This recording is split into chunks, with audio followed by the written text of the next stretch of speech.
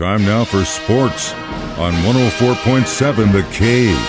Here's Ned Reynolds. The intern Ned Reynolds back in the studio on a Wednesday morning. So, your thoughts on the Waino situation in St. Louis? Well, the Cardinals did really, in my opinion, what's really the only fair and sensitive thing they could have done. That's put him on the injured list. He can't get it done anymore. He simply does not have it. He was shelled again yesterday, perhaps not as heavily as he had been in recent games, but final score, which we'll get into a little bit later on, 15-2, kind of speaks for itself. He gave up 6 runs, I beg your pardon, on 7 hits. And this is all in 3 innings of pitching. He just simply can't do it. So the Cardinals have put him on the injured list, told the media that, and the key is they said, what's the injury? Well, they didn't answer. That's because there is no injury. It's a way to hide the guy and say, hey, look, get your head on straight, and we may be able to use you in the bullpen or something of this nature. But as far as starting pitching is concerned, he really has to be out of that rotation. They're getting killed with him in there.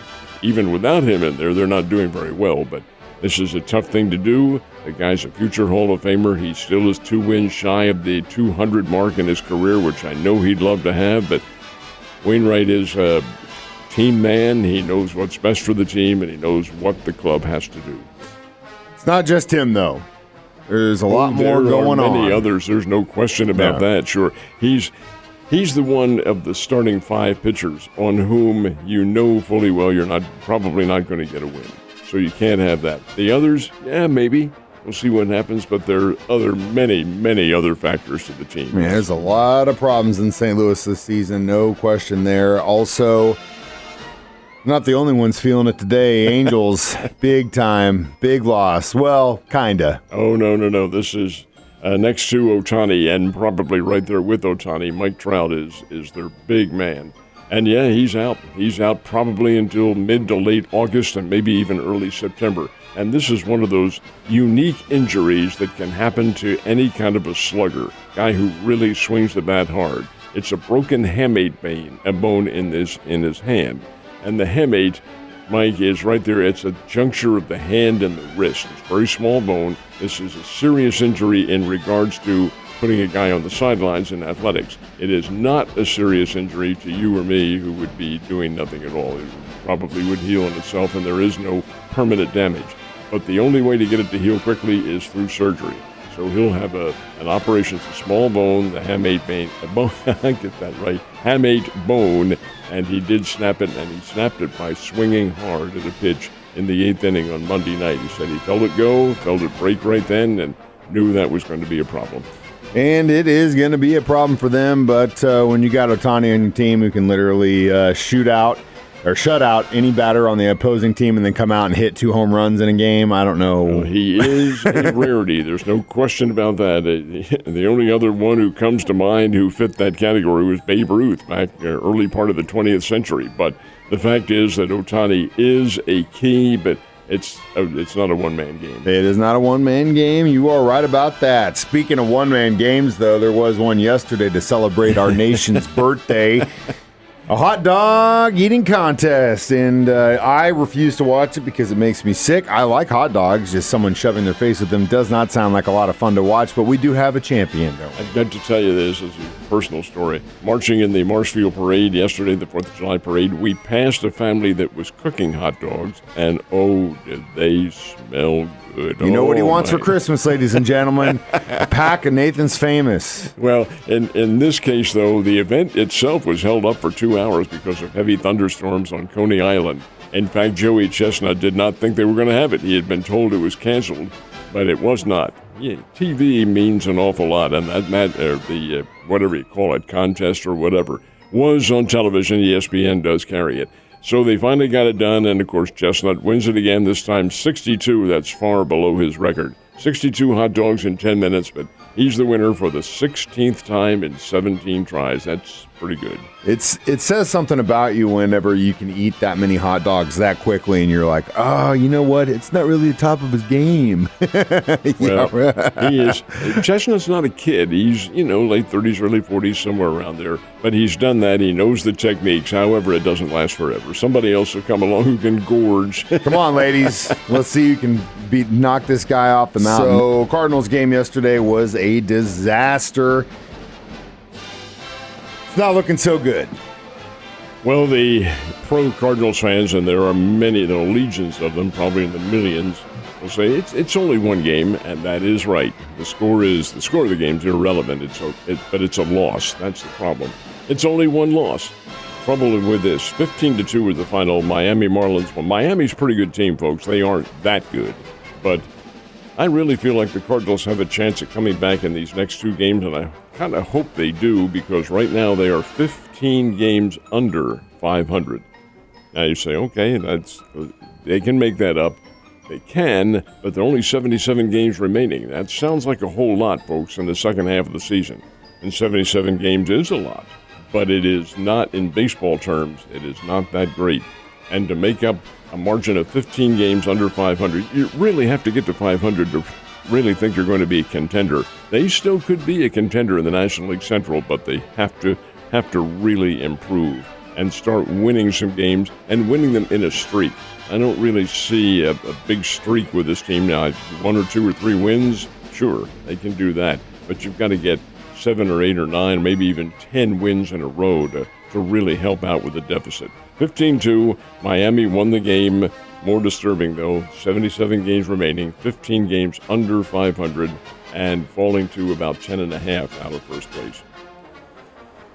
Not a good season for Missouri baseball teams. Royals, did they do any better? No, they did not.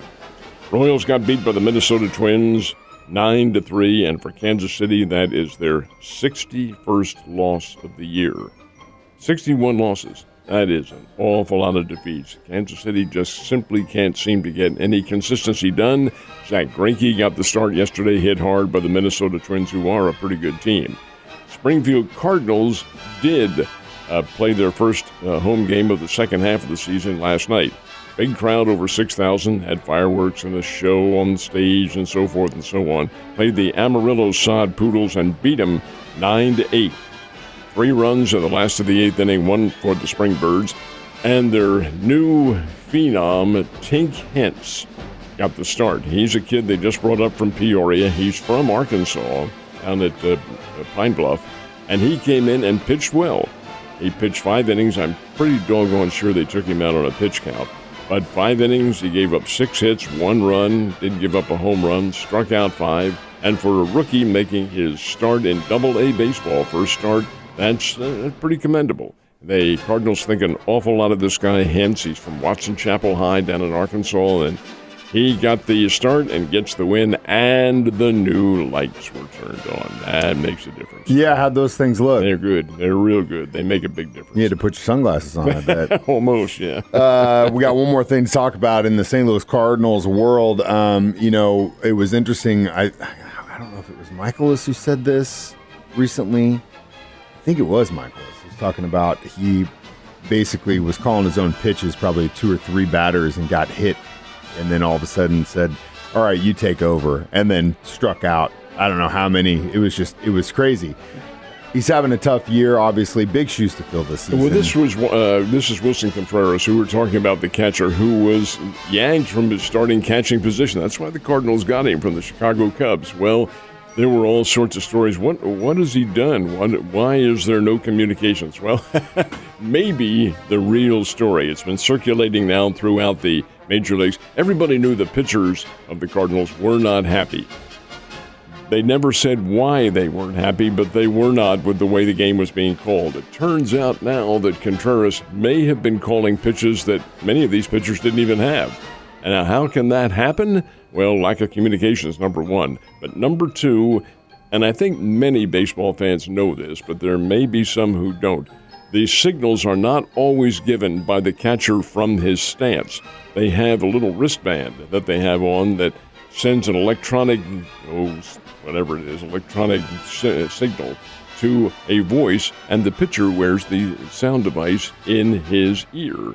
And I think it's a female voice, but regardless of that, it's computerized. And the catcher will push a button that says fastball, curveball, whatever, slider, and it resonates in the pitcher's head, and he'll nod and all that. They don't give the signals as such. It could be that Contreras might have been hitting the wrong button. on his wrist. Oh my God. That is a possibility. That's not a definite. And that the Cardinals are not commenting. The guy's calling the wrong signals. Come on. Here's That's the not thing, gonna though. win. Here's the thing, and this is going to go back to what I'm saying. A lot of people don't want to talk about it, but here we are beyond the halfway point in the season, and you're now just figuring out your catcher doesn't know how to use the equipment you have. That's not just his fault. Mike, this is early in the season I when know, they but yanked him, but it still could be carrying over now. Still, come on. That's, oh my God, the ship is burning. You know what, though? While you were talking about that, I had an idea. What if we could get your voice to be the one that talks to the pitchers in Major League Baseball? Ball. That's what I was going to say. Bring the heat, you jerk. Stuff like that. Oh, my God. You'd see guys throwing no-nos all left and right, Ned. You have a great day. I'll see you tomorrow.